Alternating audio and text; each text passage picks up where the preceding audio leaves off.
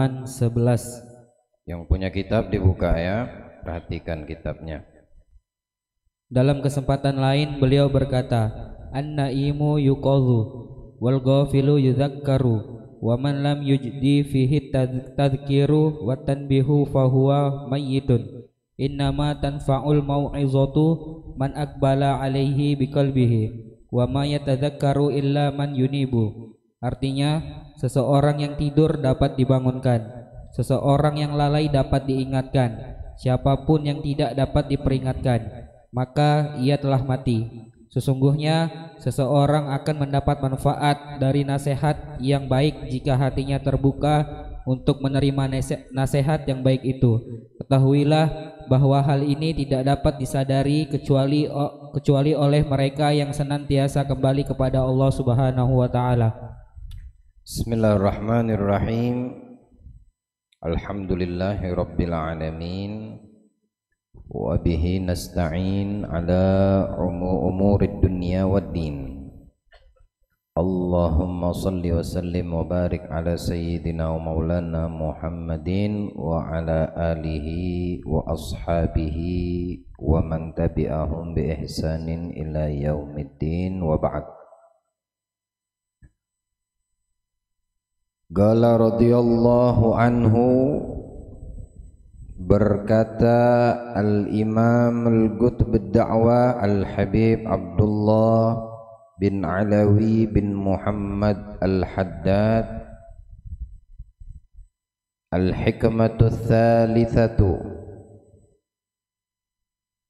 An-Naimu yughadhu wal ghafilu yudzakkaru.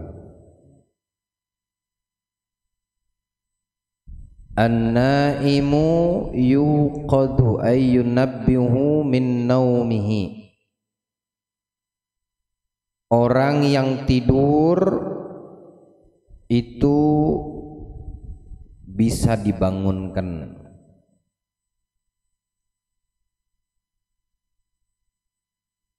Pertama, tidur ini kalau definisinya kita pahami dari ilmu fikih, ulama mengatakan makna tidur itu huwa istirkha a'sabid dimag, istirahatnya saraf atau saraf atau urat yang ada di otak kita manusia.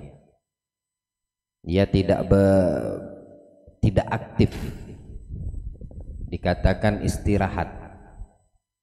Ini tidur menurut ulama dari sisi fikih. Apa penyebabnya saraf atau urat di otak kita itu bisa beristirahat? Min rutubatil abkhirah al-mutasa'idatu. Sebabnya apa?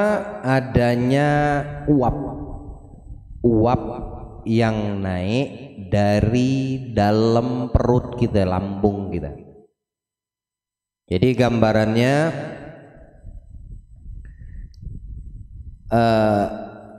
asap ya, air yang dididihkan.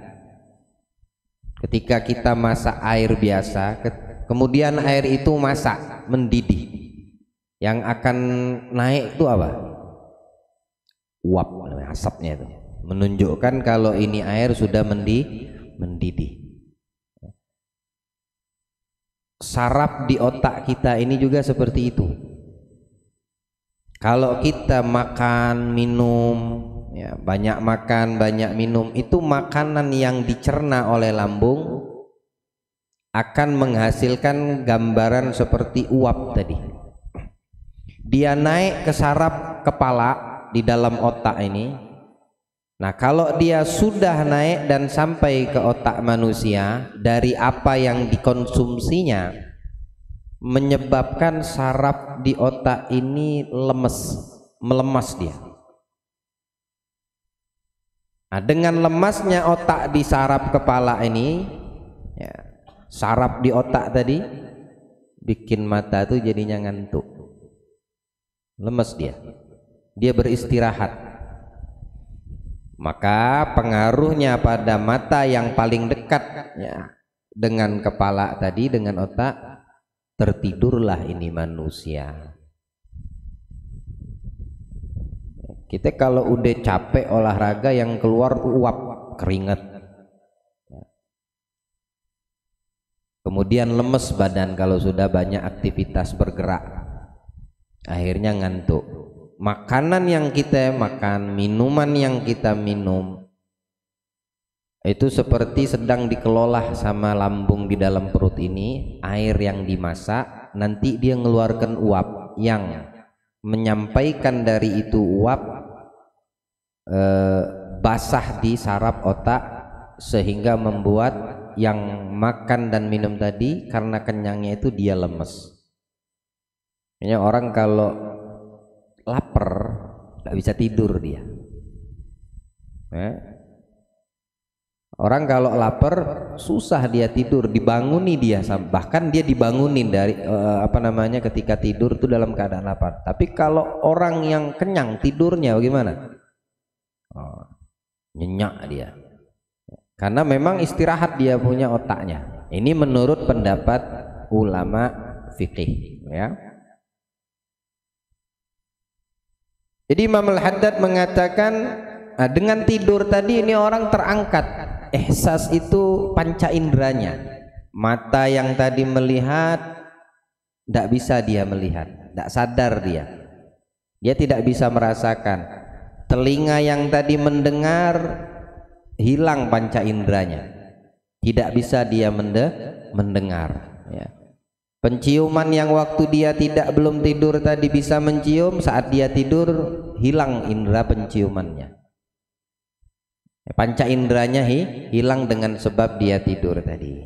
Tapi Imam Al-Haddad di dalam kitab ini, maksud daripada tidur kalimat di sini an-naim itu orang yang tidur. Apa maksud daripada kalimat orang yang tidur dibangunkan? Ya, ini orang yang tidur min ghalabihi hubbud dunya, orang yang lupa karena terlalu besar di dalam hatinya itu cinta terhadap dunia. Karena orang yang kalau sudah di dalam hatinya besar kecintaannya terhadap dunia, maka dia akan dikatakan sedang tidur. Dia lupa dengan akhiratnya. Jadi dia bangunnya dari urusan dunia saja, tapi kalau untuk urusan akhirat dia lupa, tertidur dia. Tapi ini yang dimaksudkan adalah orang yang berlebih-lebihan, ya, berlebih-lebihan dalam urusan dunianya. Cintanya sama dunianya membuat dia takut kehilangan. Yang punya pangkat takut hilang pangkatnya, yang punya kedudukan khawatir punya kedudukannya, yang punya banyak harta takut hartanya dicuri dan hilang. Nah, ini kalau sudah ada rasa takut dengan urusan dunia tersebut, dalam ilmu tasawuf Imam Al-Haddad menjelaskan ini orang dalam keadaan lalai. Lalai dia. Kita ini tidak bisa menafikan atau mengatakan tidak boleh kita memiliki dunia. Silakan Anda mau jadi orang kaya, banyak harta benda, Islam melarang enggak. Yang dikhawatirkan oleh Nabi kita Muhammad, yang dikhawatirkan oleh Islam sebagai kita ini pengikut dan penganut, ya, kepercayaan kita adalah Islam, agama kita. Apa yang dikhawatirkan oleh Islam? Dunia itu ada di dalam dan di tengah-tengah hatimu. Bukan tidak boleh kita berlomba-lomba untuk menjadi orang yang bisa memiliki dunia. Bagus bahkan kalau seandainya kamu itu termasuk orang yang paling tajir di Tarakan. Ya, mudah-mudahan yang hadir nih kaya raya semua insya Allah. Kedepannya esok-esok menjadi hamba-hamba Allah yang kaya min ummatil Islam. Tapi jangan sampai kekayaan, harta, jabatan, kedudukan dan semua yang berkaitan dengan ruang lingkup dunia ini melalaikan kita dari akhirat. Nah, ini yang dikatakan ini orang tidur. Dia dibuat lupa sama akhirat, dia dibuat lupa sama Allah. Perumpamaan ini dikatakan Allah dalam Al-Quran dan sering kita dengar, bahkan sering kita baca. Apa? Alhaakumut at-takatsur, berlebih-lebihan, memperbanyak, berlomba-lomba untuk mendapatkan dunia, harta, kekayaan. Oh, Masya Allah. Dalam satu lemari di rumah itu, lemari khusus itu isinya sertifikat. Tanahnya di mana-mana. Satu lemari itu kak kirain baju, bukan, lupanya sertifikat semua. Yang di Tarakan ada, yang di Bulungan ada, yang di Kaltara ada, pokoknya di 36 provinsi ada dia punya sertifikat tanah. Masya Allah nih orang.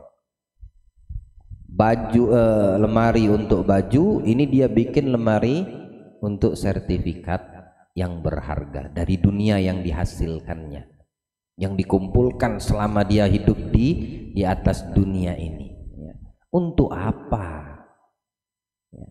Sertifikatmu itu berlaku sementara. Tanah kita, banyak-banyak tanah di dunia ini berlakunya sementara.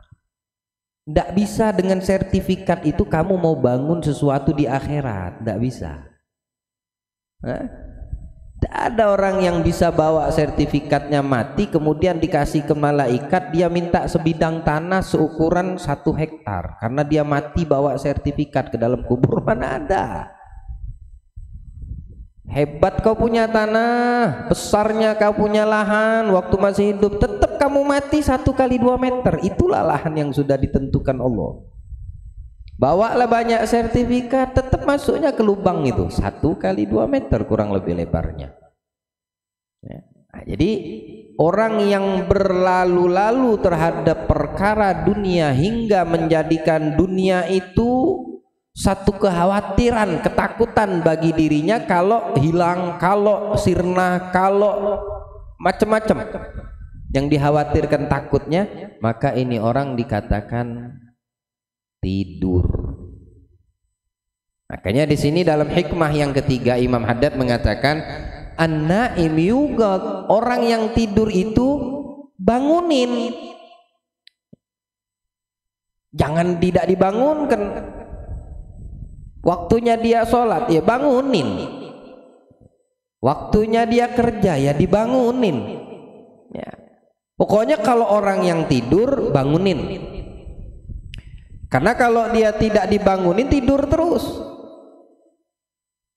Kalau didiamkan dari urusan dunianya terlalu nggak ada yang ngingetin, akhirnya dia tidak dapat bagian akhiratnya. Nanti mau kaya silakan, tapi kekayaanmu, duniamu jangan letakkan di hati, di genggaman aja. Bila perlu di telapak kaki. Duniamu di bawah kakimu, jangan di hatimu. Kalau di hati repot. Nah, itu dinamakan orang yang menaruh atau meletakkan dunia di hati, namakan itulah hub. Hub itu cinta. Cinta letaknya di mana? Di kaki? Cinta itu di hati. Karena posisi letak cinta itu di hati, maka dikatakan Nabi dengan bahasa hubbud dunia, cinta kepada dunia. Karena itu dunia diletakkan di hatinya. Beda kalau ada orang meletakkan meletakkan dunia itu di kakinya. Habib Ali Al-Habsyi itu ngarang Maulid Habsyi Simtud Durar itu, bukan dunia yang dicari, tapi beliau dicari sama dunia. Habib Ali itu bukan nggak miskin, nggak, ulama, alim, waliullah, gutub di zamannya, pimpinan para ulama, banyak murid-murid yang keluar daripada didikan beliau hatta di Indonesia. Begitu banyak muridnya di Indonesia sini. Seorang wali di Siwon Hadramut itu, muridnya banyak, sandang pangan ditanggung semua yang belajar sama beliau. Nggak ada bayar bulanan SPP kalau pesantrennya beliau. Tamu yang datang tuh non-stop. Nah ini kan kalau nggak ada duit, nggak ada persiapan materi, bagaimana mau menjamu tamu? Bagaimana mau ngasih makan santri yang belajar?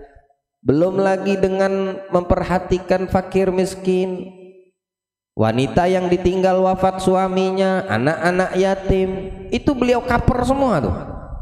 Sampai ada orang mengatakan melihat bagaimana keadaan Habib Ali Habsyi ini, wah ini Habib ulama, katanya ulama besar, tapi kok kaya raya begini, cinta banget sama dunia. Itu di majelisnya, lagi majelis kayak gini, terbesit di hati salah satu yang hadir. Tahu Habib Ali langsung merasakan dan melihat isi hati itu orang. Allah bukakan indera penglihatan mata batinnya. Udah selesai majelis, ini orang datang musafahah, mau bersalaman. Setelah dekat bersalaman bilang Habib Ali, jangan pulang dulu, duduk, kamu kutahan ya. Udah orang udah agak sepi baru bilang Habib Ali, bukan aku cinta sama dunia. Oh kaget ini orang, tapi dunia cinta kepadaku. Kamu tidak percaya? Tunggu sebentar, jangan pulang. Tak lama dari situ ada orang bawa kurma baru datang dari Oman. Kurma Oman itu terkenal paling bagus, paling mahal, paling enak. Kurmanya para raja di masa itu datangnya dari Oman. Habib Ali dikasih 2 dos. Katakan itu sekilonya 10 juta ada kalau di masa kita ini. 1 kilo ini yang makan raja, bukan kita rakyat jelata kayak kita ini. Kita makan kurma 1 kilo harganya 100.000. Ini 1 kilo 10 juta. Kalau dapat kurma sekilo 10 juta, ente mau makannya sayang. Jadi ente pajangan. Mau makan ya sayang, harganya mahal. Nah ini berarti ada apa di hatimu? Takut ini dunia makanan kok sayang gitu loh. Nikmatin, jangan takut, jangan khawatir gitulah. Datang bawa 2 dus kurma dari Oman. Habib, ini ana baru datang dari Oman, ana bawa hadiah buat antum, kurma termahal terbagus, kurma yang dimakan raja di Oman. Masya Allah, kata Habib Ali. Ini ngeliatin ini yang terbesit di hati tadi ngeliat. Nah ini kurma, ambillah ente.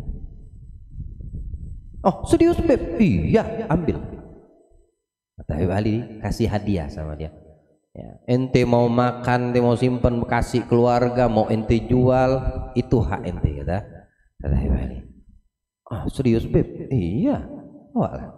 Oh senangnya ini, Masya Allah. Dibawa ke pasar, dia umumkan, aneh jual kurma dari Oman, kurma yang dimakan cuma oleh raja-raja di Oman. Ya, harganya ana jual 1 dos ini 10 juta. Harganya ana jual 10 juta. Lalu ada orang melirik, serius ini kurma dari Oman? Pas dilihat, oh iya betul, 10 juta kamu jual. Nggak nyesel kata dia, 20 juta aku beli katanya.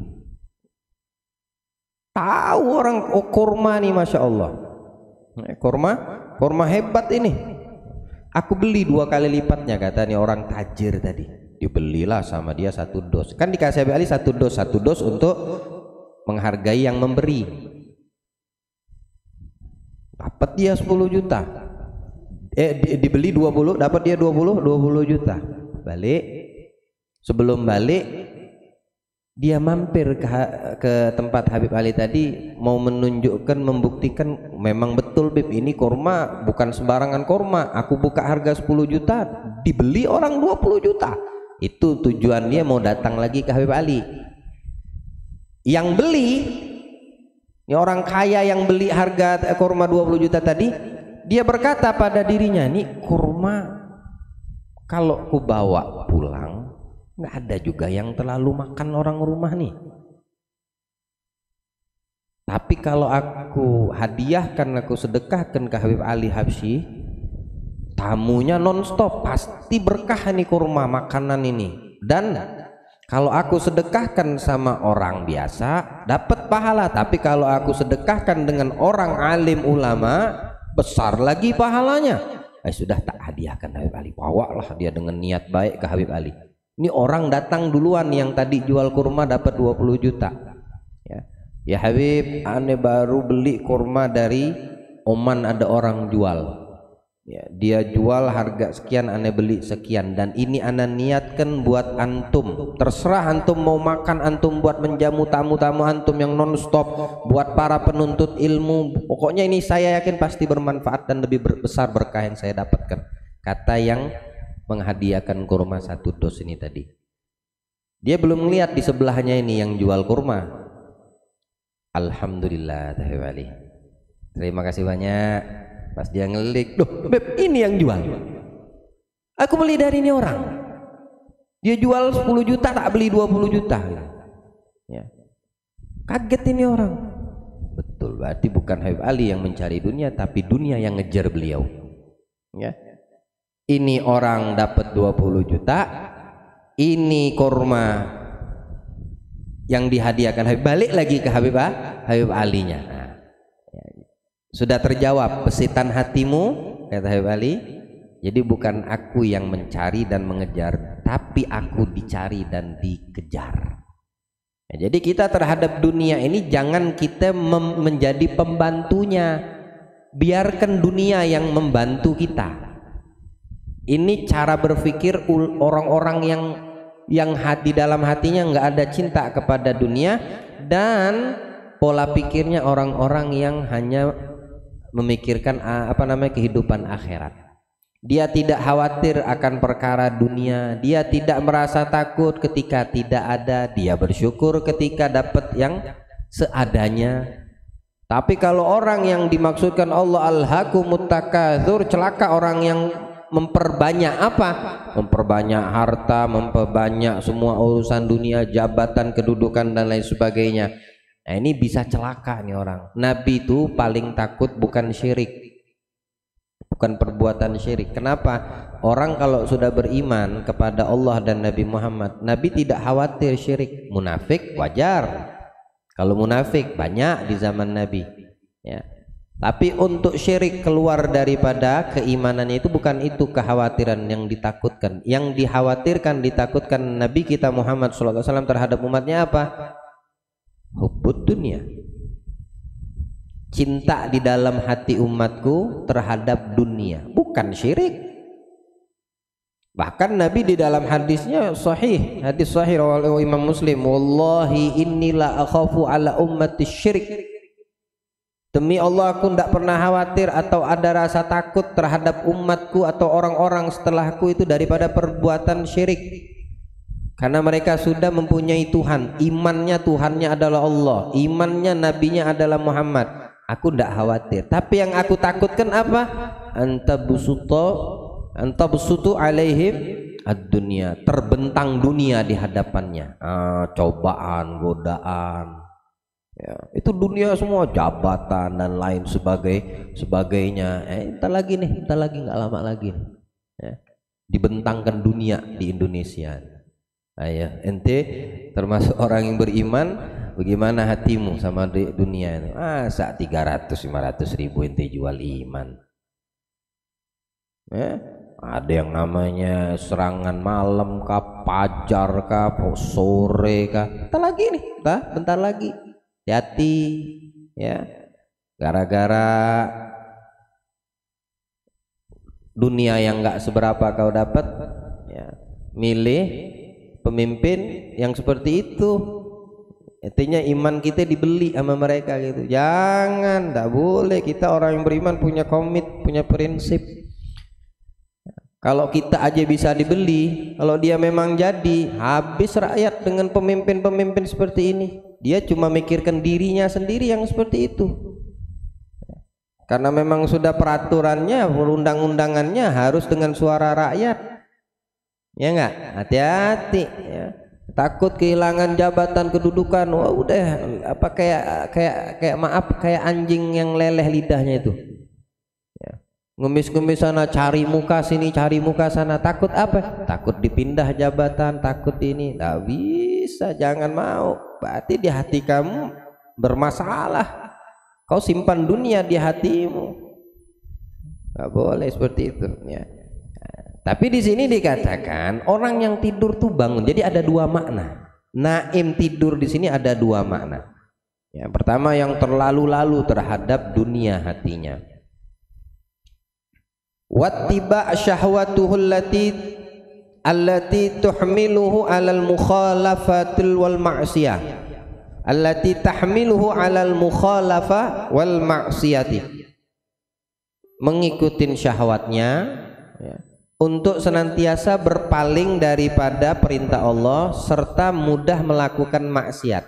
Nah, ini orang yang tidur juga dinamakan. Kalau diajak baik, oh beratnya bukan main, Masya Allah beratnya. Tapi kalau udah diajak untuk sesuatu yang lalai, oh cepetnya bukan main, standby dia. Standby, belum waktunya dia udah standby.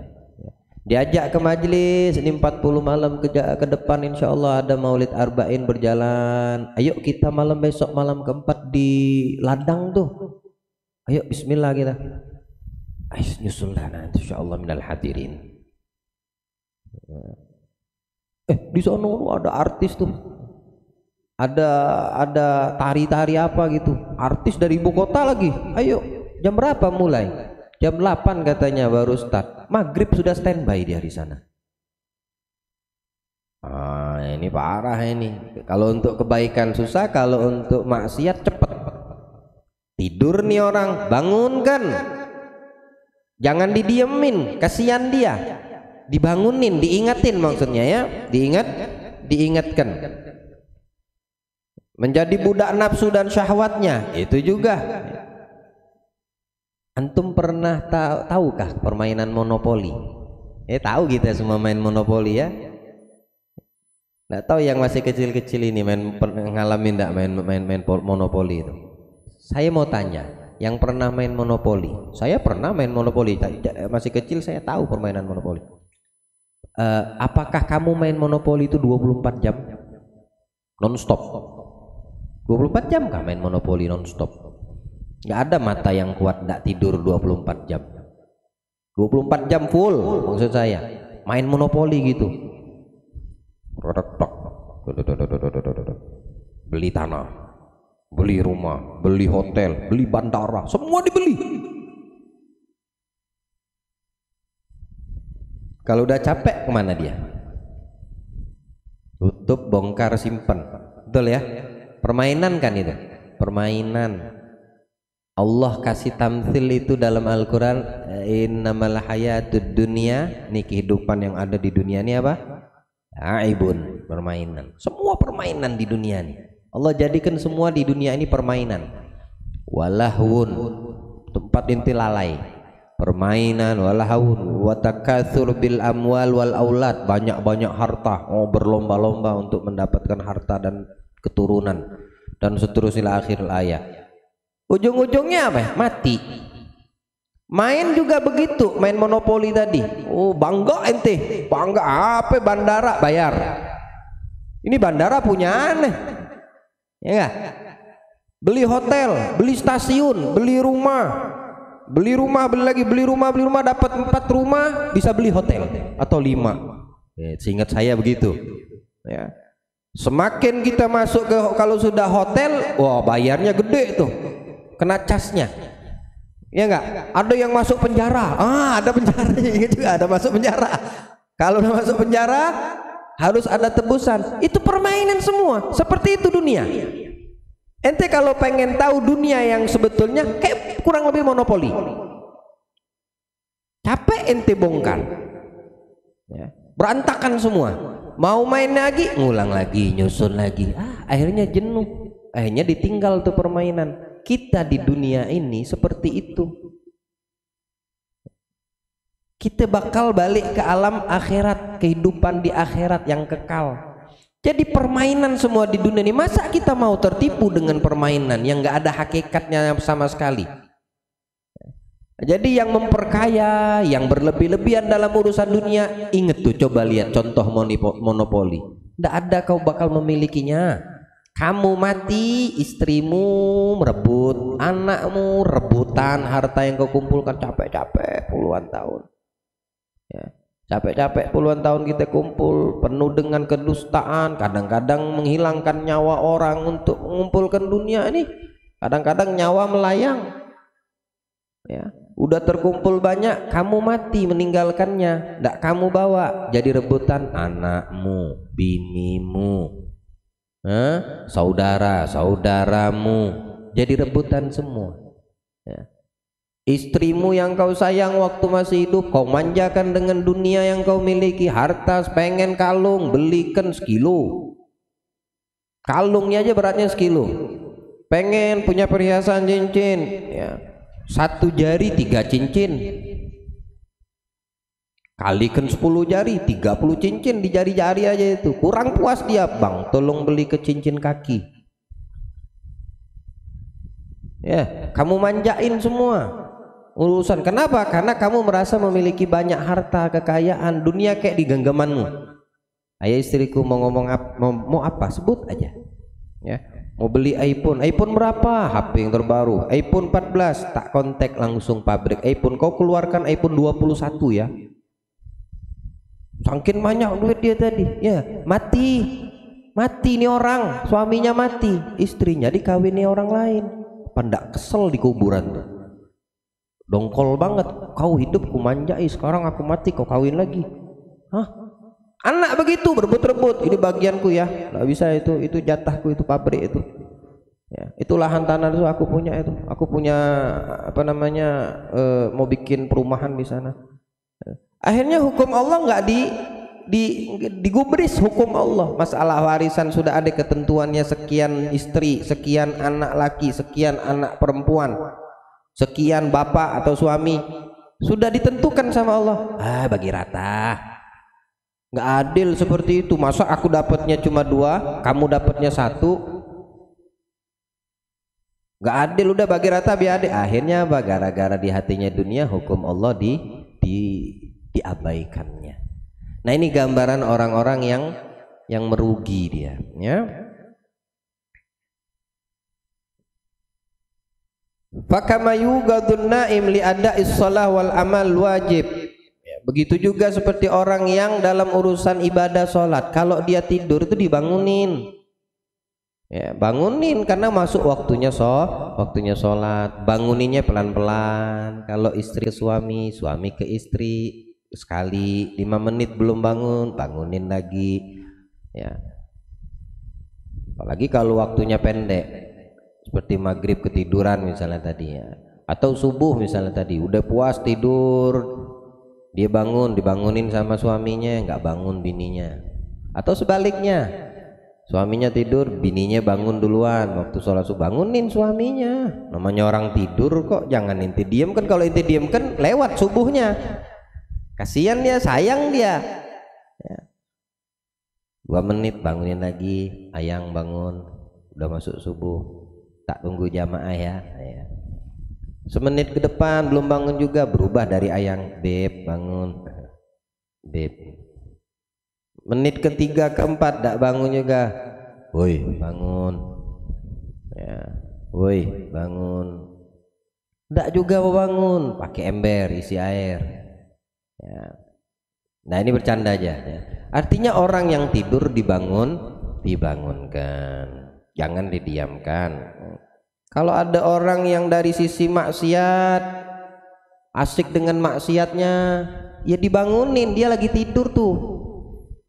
Nasihati, kasih tahu, jangan lagi ya maksiat, dosa lo itu, bahaya nanti, azabnya pedih, jangan lagi kamu bohong ya. Dosa itu bohong, nanti lidahmu dipotong dari gunting dari neraka tuh. Diingatkan, dibangunkan dia, ya. Wal ghafilu yudzakkar. Orang yang lalai, ghafil itu ghaflah, ghaibatus syai', anil bal wa adam tadzakkurihi lahu. Lalai akan sesuatu, lupa, itu diingatkan. Diingatkan, karena kalau tidak diingatkan dia akan berkelanjutan dengan lupanya, dengan lalainya. Apa firman Allah dalam Al-Quran? Ini banyak Allah mengumpamakan gambaran orang yang tidur atau orang yang ghafil, yang lalai, yang lupa. Lupa dari sisi bagaimana? Dia lupa untuk mendekatkan diri kepada Allah. Ingatkan, karena asik dengan maksiatnya, ya diingatkan, jangan sampai dia terus lupa. Dan jangan sampai ini orang berkelanjutan, berterus-terus di dalam kelalaiannya dan kelupaannya, nanti dia akan dilupakan sama Allah. Bahaya orang yang melupakan Allah. Kita jangan melupakan Allah, jangan senantiasa menjadi orang yang lalai, orang yang lupa. Nanti kamu dilupakan sama Allah subhanahu wa ta'ala, ya. Nasullah fanasiyahum, ya, seperti Allah firmankan dalam Al-Quran, ya. Nasullah, kamu lupakan aku, kata Allah. Nah sekarang nanti tiba hari dan waktunya aku melupakan kamu, ya. Nanti di akhirat dia orang itu dilupakan sama Allah. Jadi yang tidur bangunkan, yang lupa atau lalai diingatkan. Wa man lam yujdi fihi tadzkir, barang siapa orang yang tidak bisa bermanfaat atas dirinya, apa? Dibangunkan kagak bangun, diingatkan nggak mau ingat, dikasih nasihat nggak berubah, begitu aja. Ini orang yang dikasih nasihat begitu aja deh, tetap dengan keadaannya. Nah kalau sudah tidak bermanfaat itu nasihat, kalau tidak bisa dibangunkan ini orang yang tidur, kalau nggak bisa diingatkan nih orang yang lalai dan lupa, bahwa mayyit, maka ini orang dikatakan mayyit. Kita kalau dinasihatin orang nggak mau terima. Kita kalau diingetin sama orang membangkang dan membantah. Ada orang nasihatin kita, ya malah kita balik nasihatin dia. Jangan. Baik nasihatnya ambil, terima, amalkan. Ya. Kita lalai diingatkan sama orang, tidak mau terima, berarti kamu mayit. Kamu mayit. Abu Jahal, Abu Lahab, dia tuh ngelihat Nabi Muhammad loh, satu zaman dengan Nabi Muhammad. Ya, Umayyah bin Khalaf, semua yang membenci Nabi, yang memusuhi Rasul di masa hidupnya beliau, baik di Mekah atau di Madinah, itu mendengar nasihat Nabi. Mereka tidur dibangunkan Nabi, mereka lalai diingatkan sama Nabi. Tapi apa mereka mentaatinya? Kenapa? Karena mereka mati. Jasadnya tuh hidup, tapi dia punya hati mati. Kita seperti itu kalau seandainya nasihat tidak bisa kita terima. Ada orang ngebangunin kita nggak mau bangun, ada orang ngingetin kita nggak mau kita mendapat peringatan, berarti kamu mati, hatimu mati. Ya. Karena mati di sini orang yang sudah mati itu bukan mati yang di dalam kubur tuh yang udah kita tanam.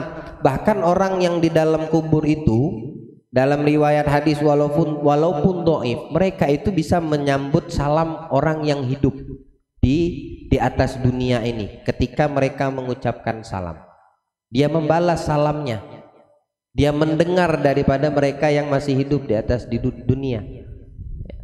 Tapi mati jasadnya. Yang parah itu masih berada di dalam kehidupan dunia, cuma dia dikatakan orang yang mati. Karena apa? Karena yang mati itu hatinya. Orang yang tidak bisa melihat bukan dikatakan orang yang punya mata, kemudian dia tidak bisa melihat, buta, bukan. Yang dinamakan orang punya mata bisa memandang, namun dikatakan buta hatinya. Matanya itu tidak bisa melihat yang hak. Orang yang dikatakan tuli tidak bisa mendengar, bukan karena kupingnya tidak bisa mendengar, tapi kupingnya itu, telinganya tidak bisa mendengar yang hak.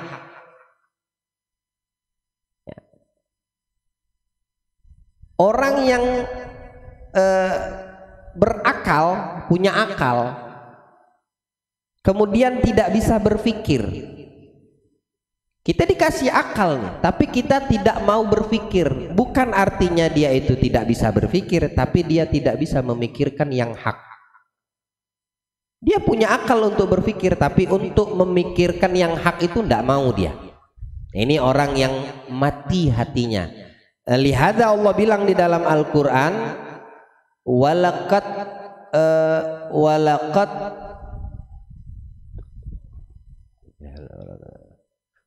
dara'na li jahannama minal jinni wal insi.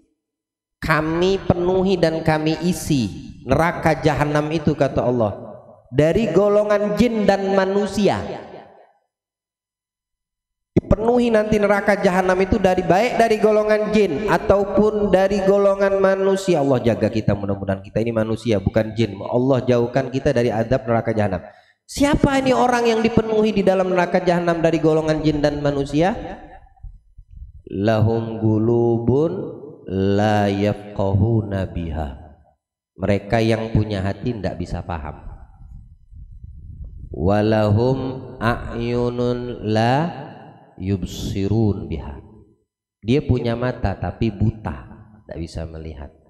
Walahum adhanun la yasma'una biha. Mereka punya telinga tapi tuli, tidak bisa dengar. Artinya hatinya tuli. Ulaika kal an'am.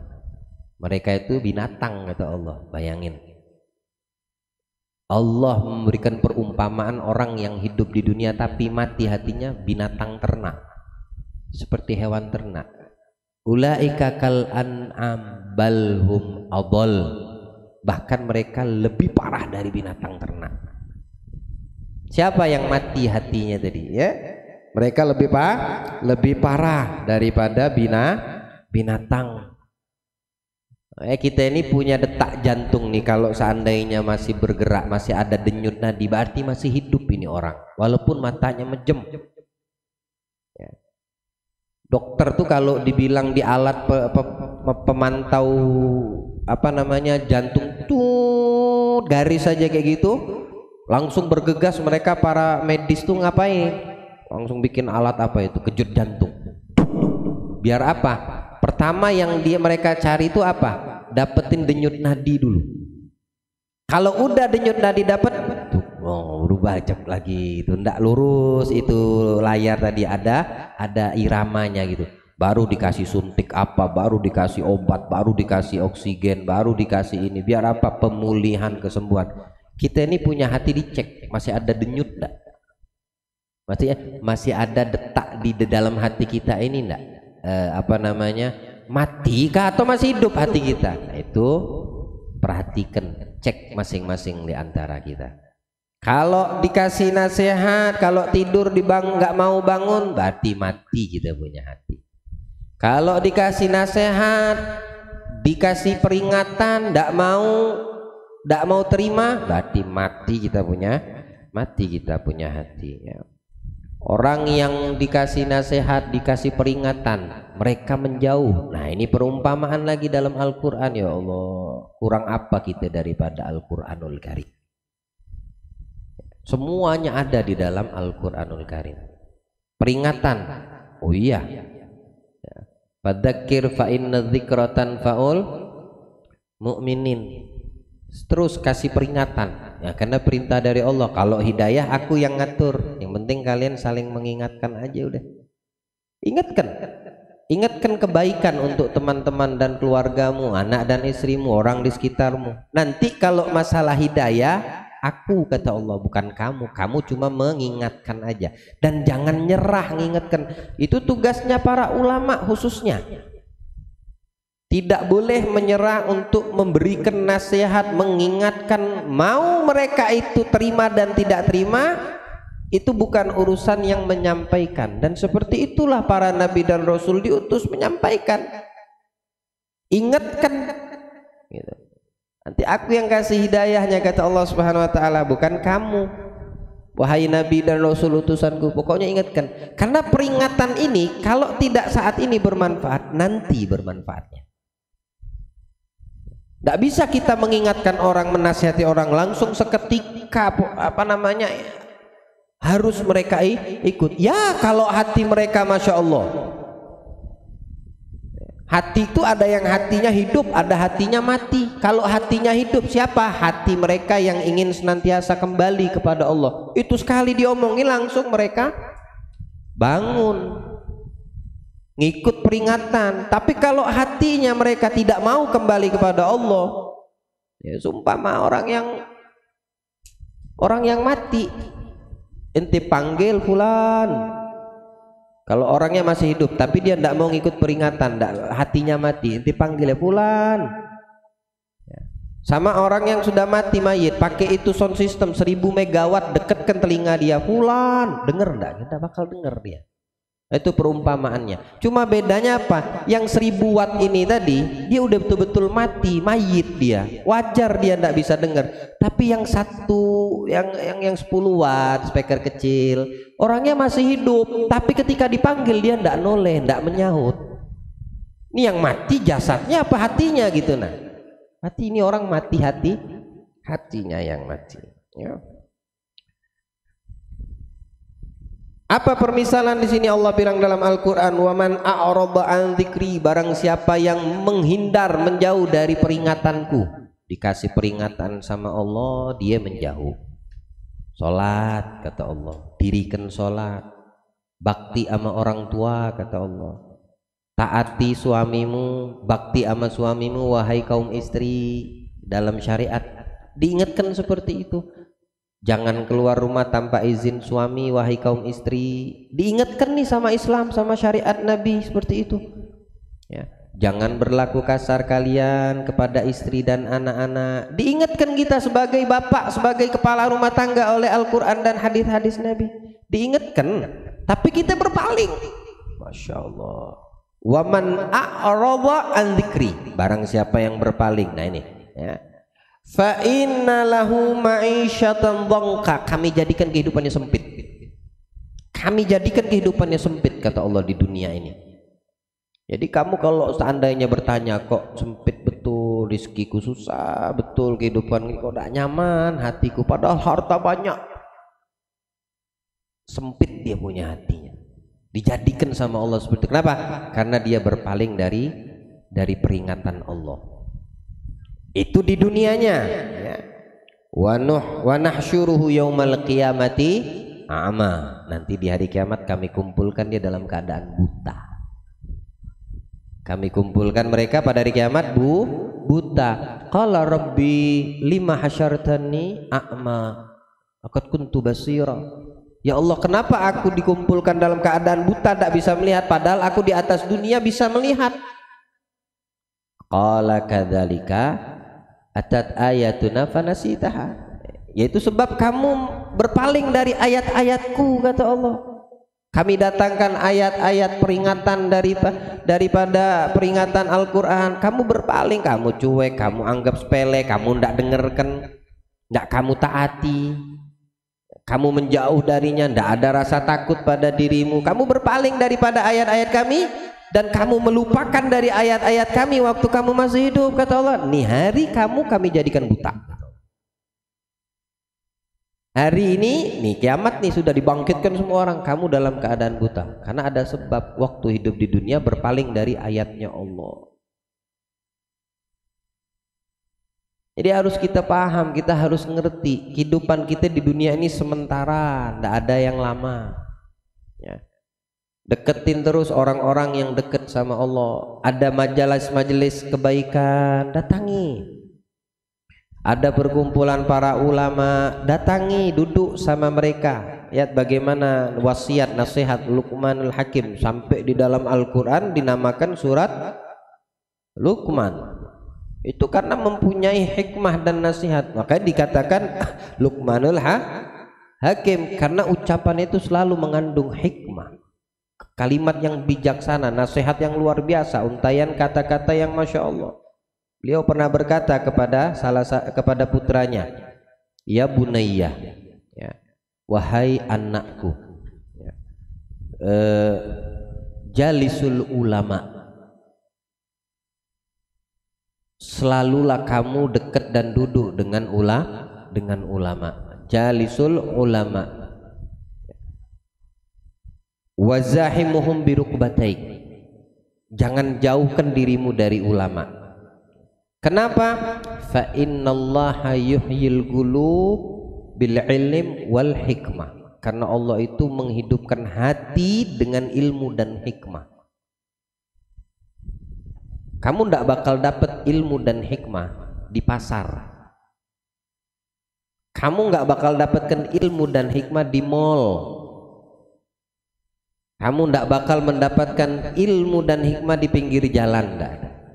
Di mana kamu bisa dapatkan ilmu dan hikmah? Ketika kamu dekat dan mendatangi ulama atau majelis-majelis mereka.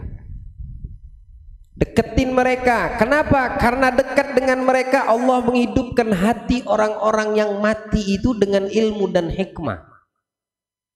Kama yuhyil arda biwabilis sama, sebagaimana Allah menghidupkan bumi yang gersang, yang panas, yang mati, tandus tanahnya dengan tetesan air hujan. Ini hujan ini ibaratnya ilmu dengan hikmah yang keluar dari lisan para ulama kita, guru-guru kita. Hikmah yang keluar dari lisan mereka itu menghidupkan kita punya hati. Orang yang sakit tidak dikasih makan 3 hari, udah tahu sakit, tidak dikasih makan, tidak dikasih obat, kira-kira bagaimana? Tambah sehat, tambah segar, lemes dia, bisa-bisa dia mati. Ini orang yang sehat nggak makan 3 hari, lemes. Orang yang masih hidup nggak makan 3 hari, nggak dikasih obat, lagi sakit, tambah parah sakitnya. Itu kalau jasad. Hati begitu, ikhwani, hati kita seperti itu. 3 hari tidak dengar ilmu, 3 hari kita punya hati nggak disirami dengan hikmah. Baca Quran nggak pernah, datang Ramadan aja baru baca Quran ya. Jangan lepas dari 3 hari itu, jangan berlalu 3 hari minimal kita baca Al-Quran. Ada bacaan Al-Quran, ada wirid, ada kita mendengarkan daripada kalam-kalam orang-orang yang soleh, orang-orang yang dekat sama Allah. Jadi hidup kita punya hati itu ndak mati ya. Kalau udah hati kita hidup, kalau udah hati kita mati, selamat kita dunia dan akhirat. Ndak buta kita di akhirat, ndak dibutakan sama Allah. Mudah menerima nasihat, mudah kita diperingati untuk menerima peringatan, jauh kita daripada perbuatan yang dimurkai Allah subhanahu wa ta'ala. Nah, inilah nasihat dan hikmah yang ketiga dari Imamul Haddad, ditandai ya. Insyaallah kita lanjut besok dengan hikmah-hikmah yang seterusnya daripada kalam Al-Imam Abdullah bin Alawi Al-Haddad. Bagi yang belum memiliki kitab dan ingin memiliki kitab, mumpung masih di awal-awal ya, silakan hubungi panitia atau beli sendiri di Shopee juga nggak apa-apa ya. Kalau